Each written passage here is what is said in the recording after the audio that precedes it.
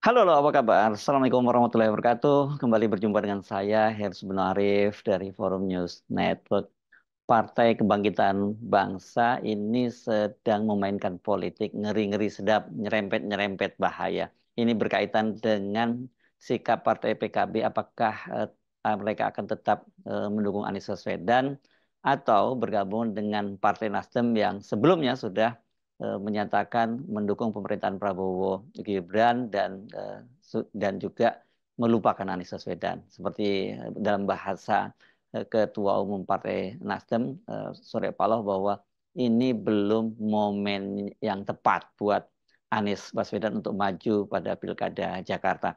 Sementara PKB sebagaimana disampaikan oleh Wakil Sekjennya Saiful Huda menyatakan bahwa mereka itu belum memutuskan siapa yang akan diusung dalam Pilkada di Jakarta. Kata dia nanti akhir-akhir saja atau ini last minute begitu ya. Kata dia itu bisa saja sebelum muktamar atau sesudah muktamar. Nah, kalau patokannya muktamar kan muktamarnya itu tanggal 24 sampai 25. Jadi artinya ya sebelum tanggal 24 atau 25 atau sesudahnya. Dan kalau sesudahnya itu berarti mepet dengan waktu pendaftaran karena waktu pendaftaran untuk calon kepala daerah pada Pilkada serentak kali ini ya ini tanggal 27 sampai tanggal 29 Agustus. Nah, yang juga sangat menarik itu disampaikan oleh Saiful Huda bahwa dia itu mengapresiasi apa yang disampaikan oleh calon gubernur yang akan diusung oleh atau Kim Plus begitu sekarang, yakni Ridwan Kamil yang menyatakan bahwa dia tidak ingin maju di Pilkada Jakarta melawan kotak kosong. Kata dia, kata Saiful Huda, kita apresiasi itu. Gitu. Artinya apa? Artinya sebenarnya Saiful Huda menyiratkan bahwa PKB menyiapkan lawannya. Dan pada waktu itu Ridwan Kamil kan juga menyatakan bahwa dia tidak takut ketika berhadapan dengan Anies Baswedan. Pede banget ya ini sikap dari Ridwan Kamil karena kan sebelumnya jelas dia bersama Golkar itu tidak ingin berlaga di Jakarta ya karena ada faktor Anies yang diperkirakan akan sangat berat dikalahkan oleh Ridwan Kamil. Sementara dia sendiri surveinya di Jawa Barat itu paling tinggi. Jadi peluang untuk menang itu buat Ridwan Kamil kalau dia berlaga di Jawa Barat kembali begitu. Tetapi kan seperti kita ketahui akhirnya pada waktu Golkar masih dipimpin oleh Erlangga Hartarto itu memutuskan bahwa Jawa Barat itu untuk pilkadanya tiketnya dari Golkar diserahkan ke kader Partai Gerindra Deddy Mulyadi, sementara Ridwan Kamil itu diusung ke Jakarta yang sebuah medan pertempuran yang tadinya dihindari baik oleh Ridwan Kamil maupun Erlangga Hartarto dan pengurus DPP lainnya ya. Dan disebutkan bahwa Ridwan Kamil itu akan diusung berpasangan dengan calon atau kader dari Partai Keadilan Sejahtera PKS yang namanya belakangan disebut-sebut adalah Suswono. Jadi artinya kalau kemudian PKS sudah bergabung dengan Koalisi Indonesia Maju Plus, kemudian Nasdem juga menyatakan seperti itu, ya berarti kan Anies sudah tidak maju lagi gitu ya. Nah, lalu kemudian Ridwan Kamil menyatakan bahwa dia tidak ingin berhadapan dengan kotak kosong dan dia juga tidak takut kalau berhadapan dengan Anies, ya itu saya kira hanya retorika saja karena dipastikan pada waktu itu dia sudah tahu bahwa dia tidak akan berhadapan dengan Anies Baswedan. Tetapi sikap dari PKB ini tentu saja sangat menarik ya, walaupun sebenarnya ketika ditanya bagaimana posisi mereka, hubungan mereka itu dengan Prabowo, apakah PKB itu akan bergabung dengan pemerintahan Prabowo, Saiful Huda menyatakan bahwa hubungan PKB dengan Prabowo itu cukup baik selama ini. Ini lagi-lagi juga tidak salah karena kan kalau kita flashback ke itu atau kita putar balik ke belakang sebentar, sebenarnya awalnya itu kan Prabowo itu berkoalisi dengan PKB. Hanya dua partai itu tadinya yang pada waktu itu sudah mereka deklarasikan namanya KIR, Koalisi Kebangkitan Indonesia Raya. Ini jadi akronim dari Partai Kebangkitan Bangsa dan Gerindra. Tetapi kemudian sama-sama kita ketahui setelah Prabowo akhirnya memutuskan berkoalisi dengan partai-partai lain untuk mengusung Gibran Rakabuming, putra Presiden Jokowi itu kan PKB kemudian hengkang ke koalisi perubahan yang mengusung Anies Baswedan dan mendapat tiket sebagai calon wakil presiden, dan sebagai konsekuensi ketika PKB masuk dan tiketnya diberikan kepada Muhaimin, itu kemudian Partai Demokrat bersama dengan Agus Harimurti Yudhoyono yang tadinya digadang-gadang atau berharap tepatnya ya untuk menjadi calon wakil presiden Anies, kemudian hengkang ke koalisi Indonesia Maju. Jadi tukar tempat lah itu ya.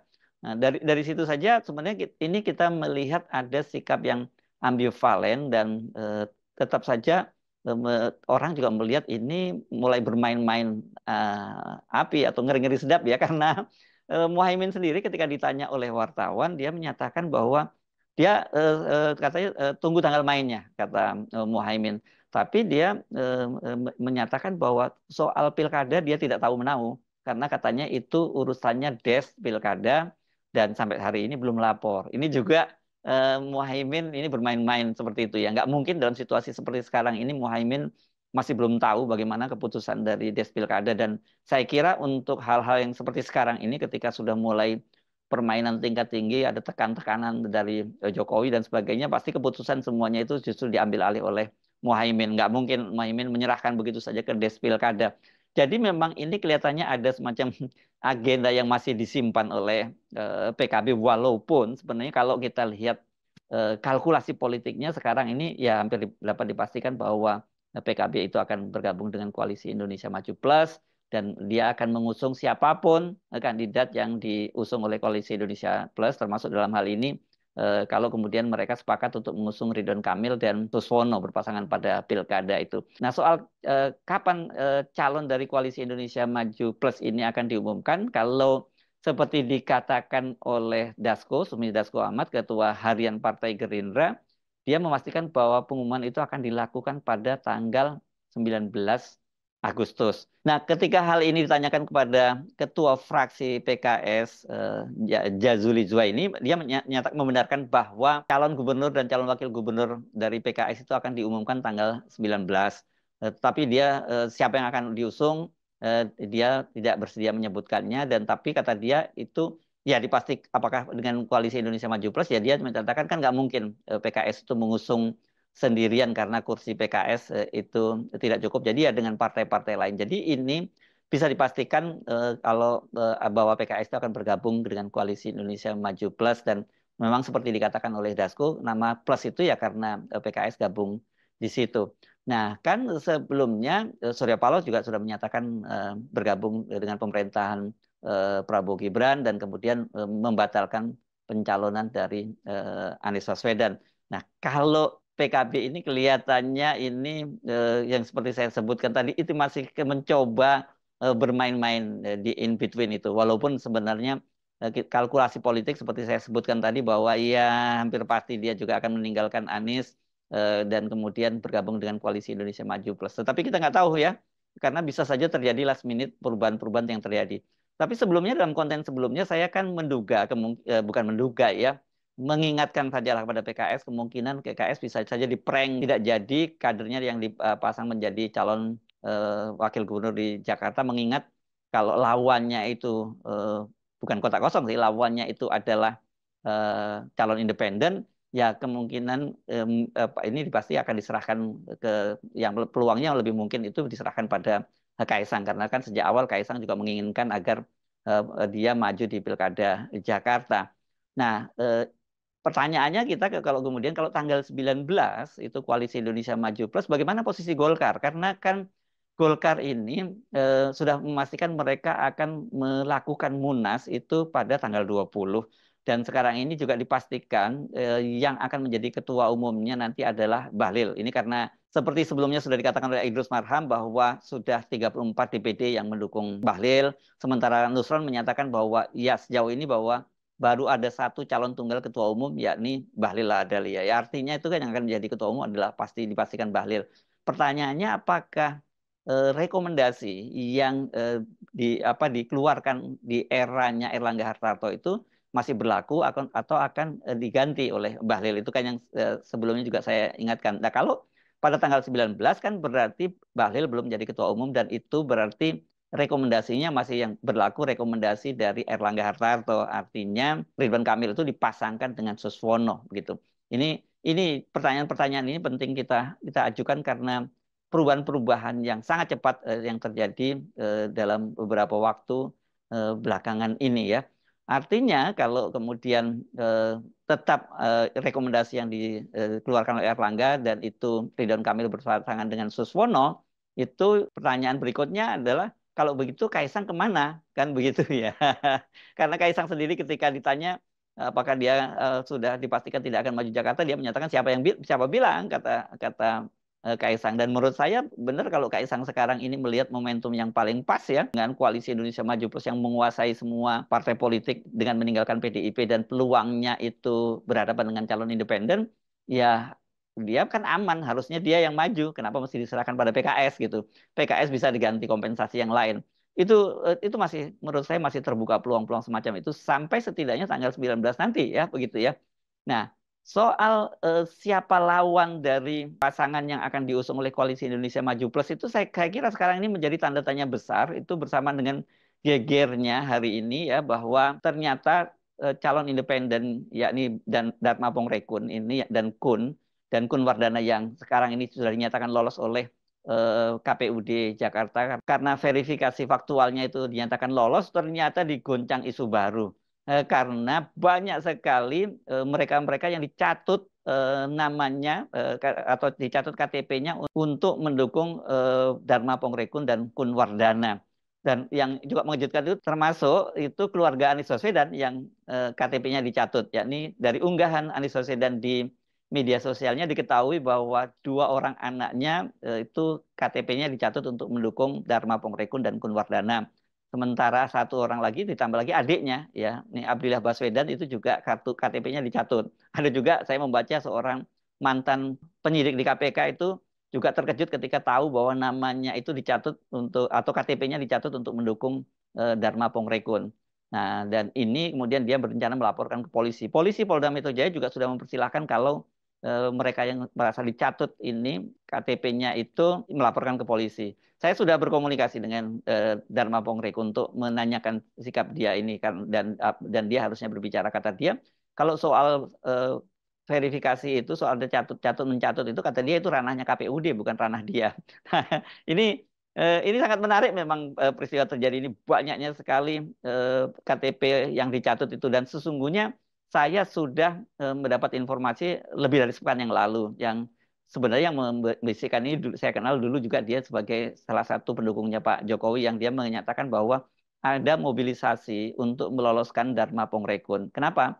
Ini dalam rangka adalah agar tidak terjadi calon tunggal di Jakarta. Jadi kalau tadi Ridwan Kamil mengatakan dia tidak ingin berhadapan dengan kotak kosong dan dia berani berhadapan dengan Anies Baswedan, saya kira maksudnya bukan itu. Maksud Ridwan Kamil adalah harus ada calon lain, yakni jadi calon independen. Kenapa? Karena kalau melawan kotak kosong, kita mesti mengutip lagi pernyataan dari mantan Gubernur Jakarta Ahok atau Basuki Cahayapurnama, dia hakul yakin dia bisa memastikan bahwa siapapun calon yang diusung oleh Koalisi Indonesia Maju Plus itu akan kalah lawan kotak kosong. Dan saya juga percaya itu, saya juga meyakini itu. Karena itulah kemudian dicarikan jalan keluarnya Dharma Pongrekun dan Kun sebagai lawannya dan itu caranya antara lain dengan memobilisasi KTP-KTP. Sayangnya KTP-KTP ini kemudian mudah dicek banyak sekali kalau Anda lihat di media sosial heboh sekali soal KTP warga Jakarta yang dicatut itu. Nah,